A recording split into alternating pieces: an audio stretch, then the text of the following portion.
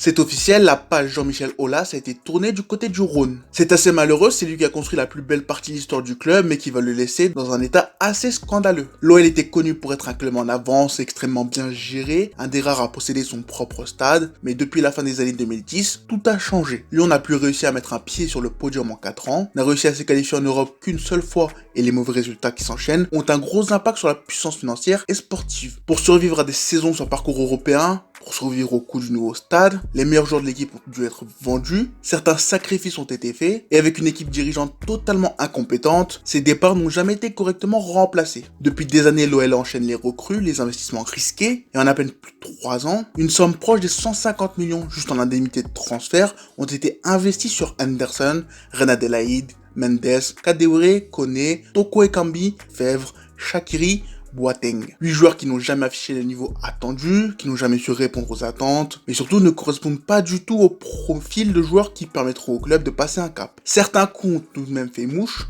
notamment Paqueta et Guimaraes, mais pas assez significatif pour parler d'une bonne gestion des mercatos. Avec les mauvaises recrues, l'effectif s'est affaibli, les résultats ont dégringolé, mais le pire a été évité. La plus grande force de Lyon lorsque les nuages arrivent, c'est d'avoir pu compter sur son plus gros atout en tant que club de football, son centre de formation. L'échec Thiago Mendes a été quelque peu effacé par la montée de Maxence Cacré qui a apporté son énorme volume de jeu, sa capacité à presser, à gratter des ballons. L'échec Boateng a lui été masqué par l'avènement de Castello Luqueba Junior. Il est apparu quand la défense était un gruyère et s'est imposé comme un pilier. Un roc capable d'encaisser les offensives adverses, mais capable aussi de relancer rapidement son équipe en phase offensive. Aujourd'hui, le club est à l'agonie, l'équipe est 7ème de Ligue 1, n'a pas su saisir les occasions comme Nantes et Clermont pour obtenir quelque chose de cette saison, et cette situation a forcé John Textor à agir. En prenant le contrôle du club, en sortant de manière officielle au las de la direction, l'idée de l'américain est de relancer totalement la machine OL, et je pense que peu de gens comprennent l'immense chantier qui arrive. Avant même de parler du terrain, des joueurs, il faut comprendre qui sont les vrais fautifs de la situation actuelle, la direction. Chérou est un directeur sportif incompétent, avec Ponson ils ont mené la stratégie sportive du club droit dans le mur,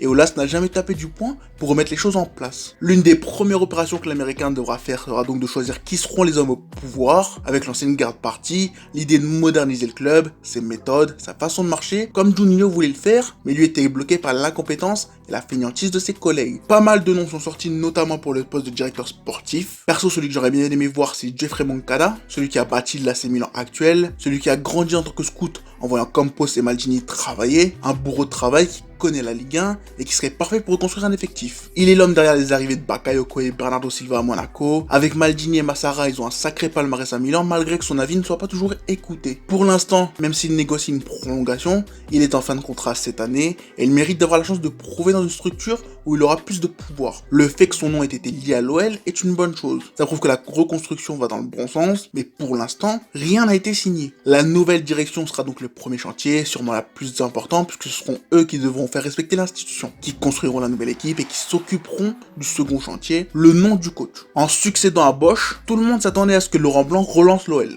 Il aurait pu prouver à tout le monde que malgré son hiatus, il restait un coach exceptionnel, qu'il était toujours l'un des plus grands entraîneurs français, mais au final, j'ai un peu de mal à évaluer son bilan. Lorsqu'il arrive à la 10e journée, l'équipe est à 6 points des places européennes, et en 27 matchs, il n'a pas su changer la situation, que ce soit en termes de points ou en termes de niveau de jeu. Il permettra à certains joueurs de se remettre sur le bon chemin comme Ryan Cherki, il aura quelques coups d'éclat comme avec le match exceptionnel contre Montpellier, mais difficile de croire qu'il est l'homme de la situation pour une saison de plus. Il est un entraîneur de l'ancienne génération, un homme qui n'a plus rien à prouver, qui ne semble pas impacté par les résultats, qui ne fait pas vraiment travailler son équipe, qui n'a pas implanté grand chose depuis son arrivée. L'effectif n'aide pas soit, le manque de continuité dans les performances des joueurs non plus, mais que ce soit les méthodes, ses résultats ou sa communication, aucun élément ne permet de se projeter avec lui dans le futur. Un nouveau coach devra donc être trouvé selon moi. Une arrivée qui devra s'accompagner d'un staff technique plutôt complet pour bien donner ce qu'il faut au coach pour réussir à redresser les résultats sportifs. Un choix qui correspondra à la nouvelle direction mise en place, qui permettra un vrai départ à zéro pour le club. Quelques noms sont intéressants, Graham Potter est libre, Fonseca va sûrement quitter l'île si les temps ne dégagent pas, mais dans tous les cas, ce choix sera lié à une vision du futur, à une idée sur le chemin que doit prendre l'OL. Maintenant qu'on a parlé de la direction, du coach, il est temps de parler du troisième chantier, l'effectif. Ce qu'il faut comprendre quand tu regardes l'Olympique Lyonnais, c'est que l'effectif actuel ne correspond pas à un club qui veut jouer l'Europe. Si t'analyses le truc au complet avec les nombreux joueurs moyens qui ont été surpayés, les fins de contrat des 2 prochains étés, les retours de prêt de joueurs pas dans les plans et le départ acté comme Malo Gusto, il est difficile de construire quelque chose de cohérent sur de telle base. Les zones d'ombre sont nombreuses, financièrement l'équipe ne va pas pouvoir être reconstruite, mais va devoir être améliorée en respectant pas mal de critères. Les deux objectifs principaux de cette saison seront de bâtir de nouvelles bases solides pour ce projet, et pour réussir cela, il faudra conditionner tous les joueurs à atteindre un objectif commun, la qualification en Ligue des Champions. C'est un prérequis, c'est limite vital pour les finances, mais aussi pour rasseoir sa position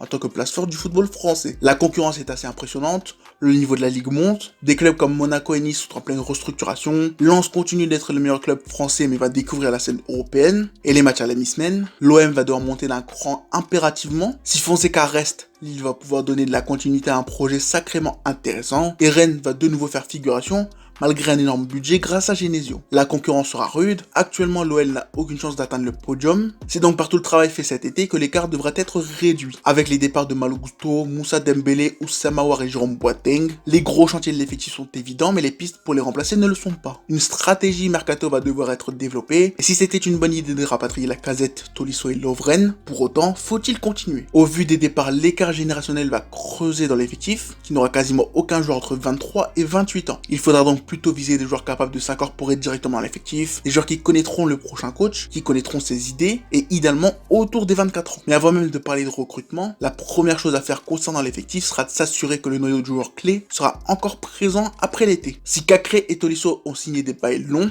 les fins de contrat approchant de Loukeba et Cherki sont préoccupantes. Ils sont des éléments clés, idéalement tu les gardes, tu tournes ton équipe autour d'eux, tu laisses une certaine liberté à Cherki de s'exprimer sur le terrain, mais avec sa fin de contrat en 2025, que ce soit Loukeba ou Cherki, c'est possiblement le dernier été où tu peux tirer un maximum de leur vente. Parmi les deux, celui qui doit absolument rester, pour moi, c'est Cherki. Il a enfin eu le déclic, il prend enfin sa carrière en main, et le garder pour en faire une pièce maîtresse est primordial. Dans ma dernière vidéo, je parlais des approches du PSG, du clan Mbappé, de la possibilité de le vendre dès cet été, mais je pense que rester une voire 2 saisons supplémentaires lui ferait aussi beaucoup de bien. La barre des 100 matchs ne veut rien dire, il ne s'est toujours pas imposé réellement comme un titulaire, comme un leader, et je pense qu'il lui faudra au moins ça avant d'envisager son départ. Pour autant, Loukeba m'a l'air d'être un dossier tout aussi compliqué. Financièrement, sa vente paraît nécessaire puisque la plupart des joueurs qui partiront cet été seront quasiment des invendables qui n'auront aucune année de contrat restante. L'OL aura besoin d'argent cet été pour combler le déficit, pour être actif sur le mercato, et je pense que son départ serait un sacrifice nécessaire. Les cibles du mercato sont donc assez visibles, un latéral droit capable de jouer piston, d'accompagner la progression de Koumbeji, un défenseur central gaucher pour remplacer l'échec Boateng, renforcer un secteur qui pourrait être un peu plus renforcé avec un joueur fiable et qui pourra s'imposer en cas de départ de Loukeba. Un milieu avec un profil qui dépendra des départs, notamment si Le Penant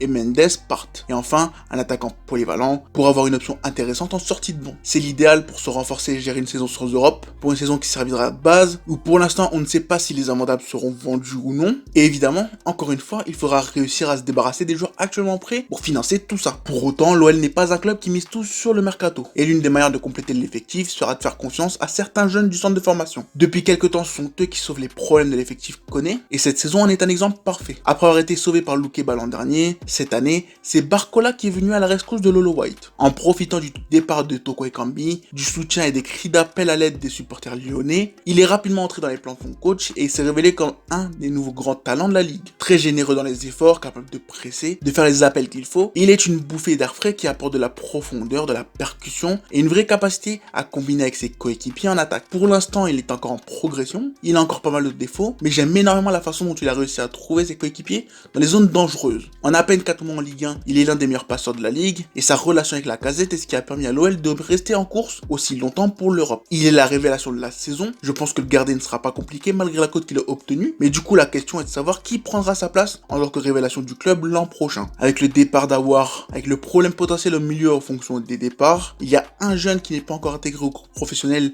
mais qui tape déjà à la porte depuis quelques temps, et qui mérite d'avoir sa chance, c'est Mohamed El Arouche. Il est un joyau, son profil est spécial, je dirais même assez unique, mais il a tout pour être un milieu de terrain très complet malgré sa taille. Sa qualité technique notamment dans ses contrôles de balle, sa capacité à toujours jouer vers l'avant, à trouver des solutions dans toutes les situations, son volume pour gratter des ballons en feront sûrement un milieu intéressant pour l'OL. Un jeune joueur très prometteur que le club, que la structure, le staff technique doivent progressivement intégrer dans le groupe professionnel. Blanc ne lui a toujours pas offert une place dans sa liste et il continue de convoquer des joueurs qui n'en ont plus rien à faire de la saison actuelle. Et selon moi, même si sa position est compréhensible, elle est assez stupide. Personne ne demande à ce qu'il soit titulaire, personne ne demande à ce qu'il entre en jeu. L'idée aurait été de lui offrir quelques bancs en Ligue 1, mais au final, la seule récompense qu'Oela Rouge a obtenue, c'est une pauvre minute de temps de jeu contre Angers. C'est une raison supplémentaire qui mettra un clou dans le cercueil de son mandat à l'OL. Pour Barcola par exemple, il a fallu Karl Toko Ekambi s'embrouiller embrouille avec un stade entier et que Twitter soit en feu pour qu'il obtienne une chance de prouver qu'il y avait quelque chose à apporter. C'est ce problème de passerelle avec le monde pro qui avait déjà inquiété El Arouche. Récemment, le club avait mené toute une campagne pour le convaincre de rester, pour le convaincre de prolonger, mais pour l'instant, son statut n'a pas changé. Il a certainement obtenu des garanties, quelques promesses ont dû être faites. Il était très courtisé notamment par l'OM, mais je pense qu'il a fait le bon choix en restant. Son profil est vraiment intéressant, et si Blanc n'a pas voulu l'utiliser, n'a sûrement pas voulu précipiter son ascension, son prochain coach devrait réussir à l'intégrer dans ses plans. Bref, l'OL est en reconstruction,